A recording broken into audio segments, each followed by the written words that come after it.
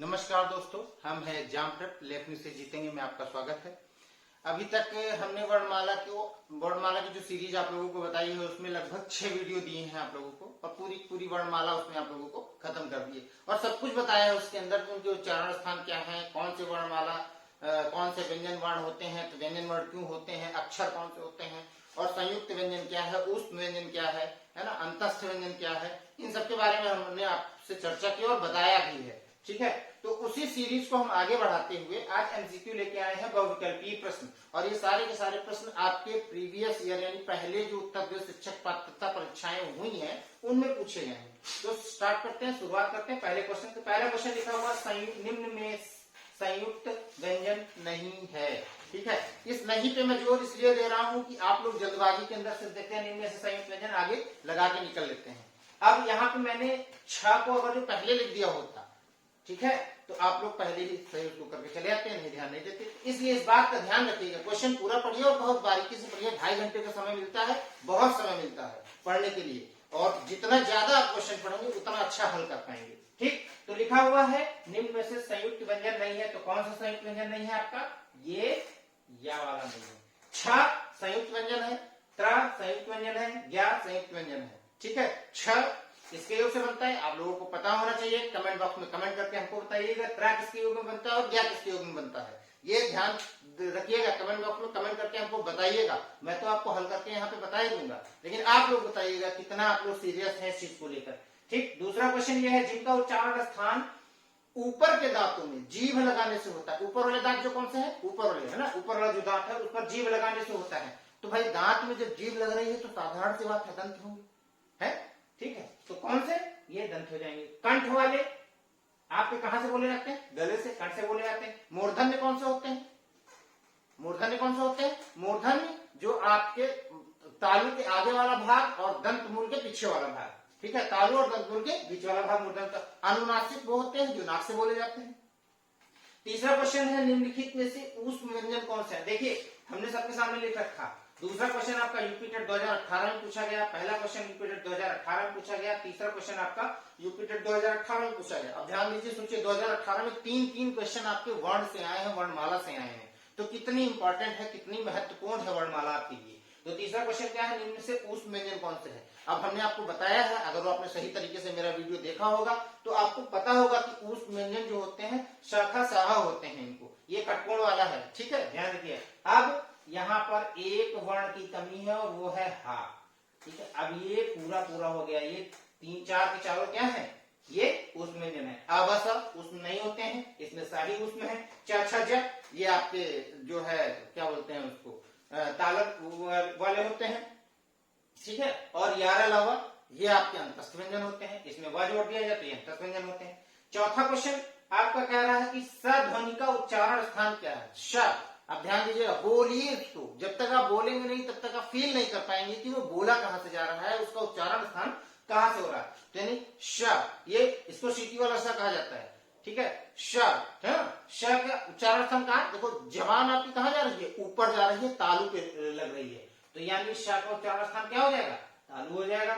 ठीक है, और उसके बाद पांचवा क्वेश्चन जो है, पांचवा प्रश्न ये कह रहा है अंगल का उच्चारण स्थान क्या है? देखिए जब हमने आपको वर्ग बताए थे तो वर्ग में अलग अलग वर्ग के उच्चारण स्थान बताए थे, हमने कहा था गले से आगे की तरफ यानी ओठ तक आते हैं। ठीक है, और जो पांचवा, जो हर वर्ग का जो 5वां वर्ण है यानी कखा गघा अंगा चछा जज इया टाठा डढा ण पाफा बभा म और तथा तथा न वाले, ये न है ना, इया मंगणनम वाले जो है ये सारे के सारे कहां से बोले जाते हैं? नासिक, नाक से बोले जाते हैं, तो इनको क्या कहा जाएगा?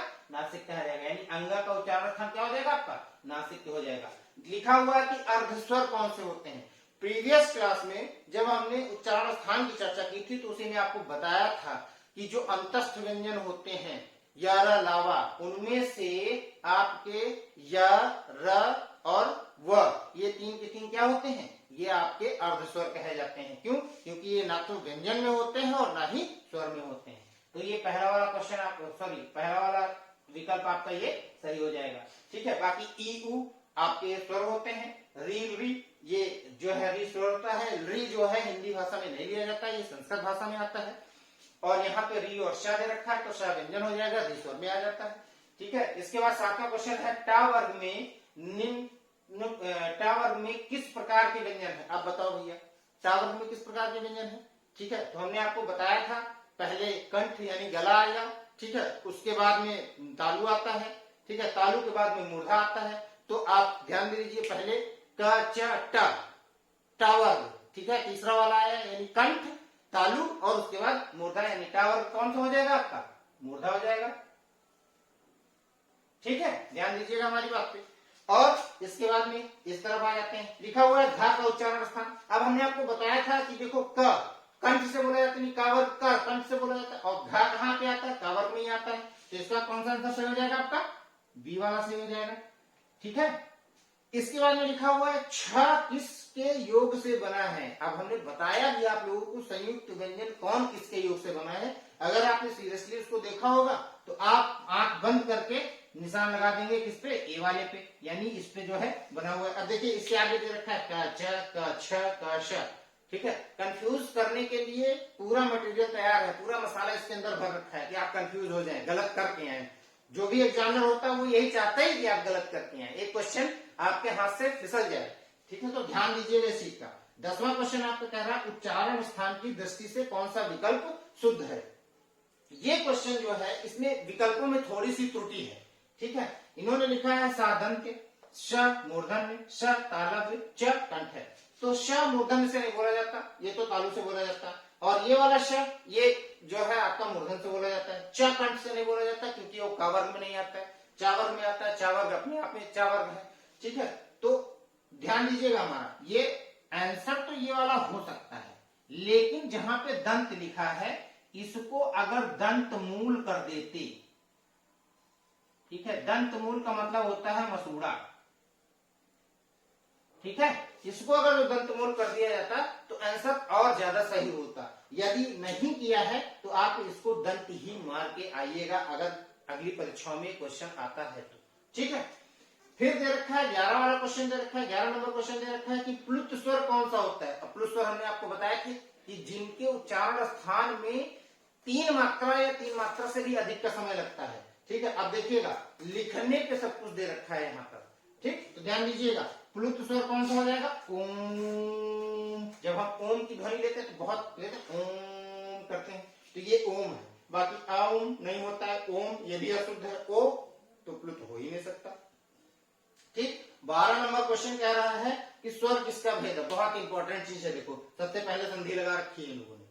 ठीक है, स्वर किसका भेद है? स्वर संधि किसका भेद है ये नहीं पूछा है इन्होंने, पूछा है स्वर किसका भेद है। तो वर्ण 2 प्रकार के होते हैं, स्वर और व्यंजन। तो किसका भेद हो जाएगा? ये वर्ण का भेद हो जाएगा।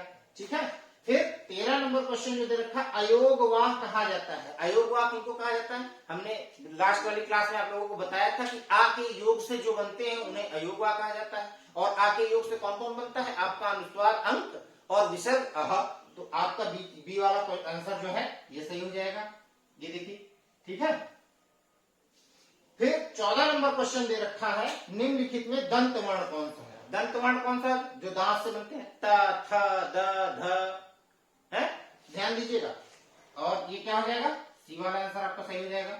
ठीक है, और सबसे आखिरी में बहुत बढ़िया क्वेश्चन दिया, मतलब 15 क्वेश्चन में सबसे अच्छा क्वेश्चन अगर जो कुछ लगा है तो सबसे लास्ट वाला लगा है। हिंदी शब्दकोश में अंक किस वर्ण के पहले आता है? बहुत इंपॉर्टेंट चीज है। अभी हमने 13 नंबर में आपको बताया कि अयोगवाह अनुस्वार को कहा जाता है ना, और अनुस्वार और विसर्ग को कहा जाता है। तो ध्यान दीजिएगा अंक जो है वो ऐसे लिखा जाता है, लेकिन आता किसके साथ में है? आ के साथ में आता है। तो ये ध्यान दीजिएगा कि अंक जो है किस वर्ण के पहले आता है? आ के पहले आता है। ठीक है, अंक किस वर्ण के पहले आता है? आ के पहले आता है। ध्यान दीजिएगा इस बात को, बहुत इंपॉर्टेंट, बहुत बढ़िया क्वेश्चन है। अब तक सबसे खूबसूरत क्वेश्चन हमको यही लगा हुआ है। ठीक, तो इस क्वेश्चन को और इस सीरीज को 15 के 15 क्वेश्चन है। और ध्यान देखिएगा एक चीज का एनालिसिस मैंने किया है, जो मेरा विश्लेषण है वो ये कह रहा है 2011 से लेकर अब तक जितनी बार भी टीटी हुई है उनमें लगातार वर्णों से क्वेश्चन बढ़ते जा रहे हैं। वर्णमाला से पहले 1 पूछा गया, फिर 2 पूछे गए, फिर अभी 2018 में 3 क्वेश्चन पूछे गए हैं। 2019 में भी आपसे जो है 2 से 3 क्वेश्चन पूछे गए हैं। ये देखिए 19 वाले 2 क्वेश्चन यहाँ पे लिख रखे हैं हमने। ये क्वेश्चन भी 19 जूनियर के ही हैं, इन पे हमने ये डाला नहीं है, आप इस चीज को देख लीजिएगा। और सारे के सारे क्वेश्चन जो है वर्णमाला से 2-3 क्वेश्चन बहुत इंपॉर्टेंट थे। मान के चलिए कि अगर आप 2-3 क्वेश्चन आपको यहाँ से मिल जा रहे हैं, फ्री के नंबर हैं, बहुत सरल तरीके से हमने वर्णमाला आपको बताई है। आप उसे अगर तो मेरे सारे के सारे वीडियो देखेंगे तो आप जो है बेहतर कर पाएंगे, सब कुछ उसके अंदर हमने बता रखा है। और ये एग्जाम प्रेप आपका अपना चैनल है, लाइक और सब्सक्राइब से करते रहिएगा। Thank you.